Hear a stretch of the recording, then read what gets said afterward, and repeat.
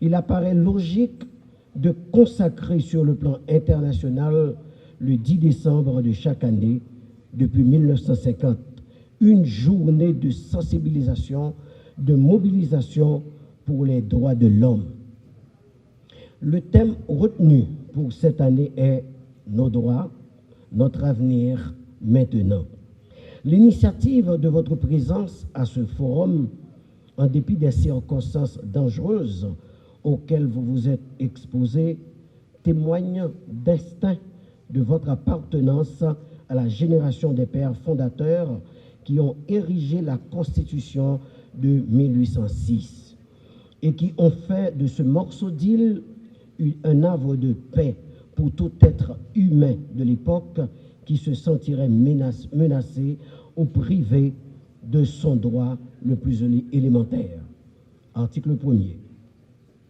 Le nouvel élan auquel fait référence le Haut-Commissaire des droits de l'homme se matérialise aujourd'hui par votre présence en ce lieu. En fait, il ne s'est même jamais désempli en vous. Il suffit d'observer, en vous rendant chez vous après ce forum, la détermination avec laquelle des centaines de milliers de jeunes hommes et jeunes femmes s'entremêlent pacifiquement aux quêtes du bien-être dans toutes les rues, et à la fois individuels et collectifs, comme dans une fourmilière.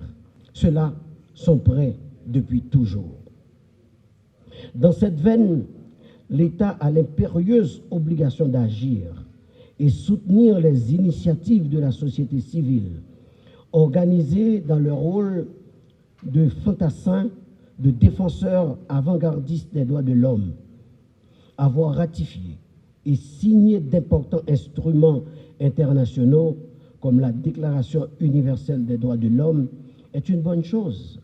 Cela permet à la première république noire indépendante du monde de garder sa ligne matricielle des droits et libertés même, si ce n'est guère suffisant en soi-même. Sur le plan interne, il est de la responsabilité de l'État de promouvoir les droits de la personne, de les rendre concrets, de les rendre vivaces, de créer des mécanismes de prévention des violations des droits de la personne et s'assurer d'une juste rétribution en cas de violation des droits de la personne. Cette causerie autour du thème « Nos droits, notre avenir, maintenant » me rappelle que l'espoir parmi la jeunesse est toujours présent, à un moment où, malheureusement, beaucoup de jeunes ne voient l'avenir, leur avenir, qu'à l'extérieur d'Haïti. Ce thème nous rappelle aussi les aspirations communes et les valeurs portées par la Déclaration universelle des droits de l'homme. Toutefois, ne détournons pas les yeux. La situation est grave. Les abus des gangs sont quotidiens et terribles. Meurtres, viols, kidnapping. À cela s'ajoutent les dérives de certains éléments de la police et des groupes d'autodéfense. Cette violence constitue non seulement une menace contre l'intégrité physique, mais aussi accentue les inégalités sociales entre Haïtiens. Cette violence touche les services de santé, touche les hôpitaux, les écoles, et vous le savez mieux que moi, les universités. En fait, cette violence touche tous les services sociaux et toute l'économie du pays. La capitale, mais aussi toutes les régions. Chères étudiantes, chers étudiants, dans un tel contexte, vous avez un rôle moteur à jouer pour rappeler aux décideurs politiques leurs obligations de protéger maintenant votre futur et promouvoir vos droits. La jeunesse haïtienne est pleine de potentialités et doit devenir un acteur du changement social. Toutefois, encore faut-il qu'elle soit pleinement considérée et impliquée par les acteurs politiques dans la gestion des affaires publiques. En Haïti, environ 50% de la population est constituée par la jeunesse. Malgré son poids démographique, voire même son poids électoral, cette jeunesse se heurte à de nombreuses barrières structurelles et conjoncturelles pour exercer pleinement leurs droits. Lorsque je rencontre les étudiants et les étudiantes, je sens parfois un profond désarroi, une frustration, voire même un désenchantement vis-à-vis de leurs représentants. Les jeunes délaissent l'espace civique, ils délaissent l'espace public. Or, sans cette jeunesse, l'espace public et l'espace civique ne seront ni ouverts ni inclusifs. L'exclusion des jeunes, et particulièrement des jeunes femmes, est renforcée aussi par l'absence d'espace de discussion rassemblant ces jeunes et les personnes plus mûres de la sphère décisionnelle. Cela empêche généralement ces acteurs, partis politiques, autorités locales, forces de sécurité, d'entendre et de comprendre les besoins, les préoccupations, mais aussi les idées novatrices des jeunes. Notre pays vit aujourd'hui un moment triste de son histoire, où la violence atteint toutes les strates de sa population. Que vous soyez enfant, jeune, vieux, vieille, quel que puisse être votre sexe, votre religion ou votre niveau social, vous êtes affecté, soit physiquement, soit mentalement, par l'insécurité galopante qui handicape toutes les activités de la vie nationale.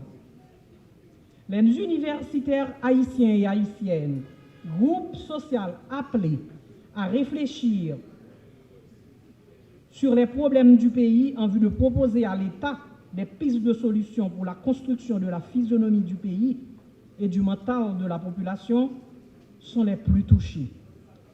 En effet, ces derniers ont jusqu'à date du mal à se réunir pour discuter et partager leur perception de la vie politique, car beaucoup de facultés, espaces de transmission du savoir et de réflexion sont quotidiennement vandalisés. Quand ce ne sont pas les étudiants et les étudiantes, les professeurs qui eux-mêmes tuent. Beaucoup de professeurs et d'étudiants, étudiantes choisissent de fuir le pays pour sauver leur vie. Ce qui nous porte à nous demander où sera l'intelligentsia haïtienne si la courbe de la violence garde cette morphologie de Platon. L'autre couche de la population haïtienne dont les entrailles sont déchirées par cet état de violence qui s'est installé chez nous et qui tend à façonner négativement notre vie de peuple constitue les femmes et les jeunes filles d'Haïti. Il suffit de jeter un coup d'œil sur les déplacés pour comprendre combien la jute féminine est martyrisée par la violence. Les femmes et les filles sont les plus souvent touchées, violées par les bandits quand elles ne sont pas littéralement tuées. Nous ne savons pas encore combien sera la population d'enfants provenant de grossesses non désirées suite à ces viols collectifs. Il est fondamental de conjuguer nos efforts pour travailler pour le respect des droits, car cette garantie permettra inévitablement l'articulation remarquable des rapports sociaux, particulièrement les rapports sociaux de sexe. Le ministre Augustin Antoine, nous travaillons d'arrache-pied pour que le droit à l'éducation soit respecté en Haïti, parce que lorsqu'on prend la mission du ministère de l'Éducation, c'est de ramener tous les enfants normaux, les enfants ayant des besoins spéciaux, des enfants de rue, des enfants en domesticité, des enfants en contravention avec la loi dans un cadre d'équité. Et nous voulons que tous ces enfants-là aient des places assises à l'école et sans oublier des enfants déscolarisés, des enfants qui étaient à l'école pour une raison X ou Y, avaient laissé l'école. Nous avons un plan décennal 2020-2030. Ce plan prévoit à ce que nous arrivions à la scolarisation universelle de tous les enfants qui sont en âge d'aller à l'école, quel que soit leur couche sociale, leur genre, leur handicap. Faut-il bien se souvenir que bien avant la conférence de Jongchen en Thaïlande en 1990 sur l'éducation, dans le royaume du Nord d'Haïti, 1807-1820, sous Henri Christophe, la gratuité de l'enseignement était effective, au point même que le royal Dahomey procédait à l'arrestation des parents qui n'emmènent pas leur progéniture à l'école. Selon des historiens Fouchard et Maniga, Christophe avait travaillé le marbre et l'humain pour parler de grandes constructions et de vastes campagnes d'alphabétisation. Et ces apologistes ont regretté que Christophe n'ait pas gouverné le pays tout entier, rapporte le professeur Victor Benoît, historien de son État et ex-ministre de l'Éducation.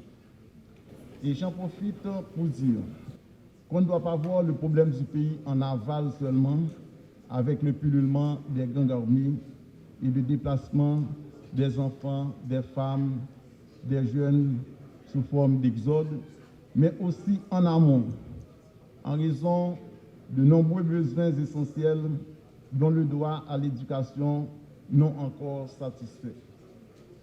Puis l'on comprend facilement que l'analyse devra être systémique puisque les phénomènes sont globaux totaux dans la conception du sociologue franco-russe Georges Gervich. En regard du plan décennal d'éducation et de formation 2020-2030, tous les enfants de la tranche d'âge 6-11 ans doivent avoir une place assise à l'école de façon gratuite et obligatoire.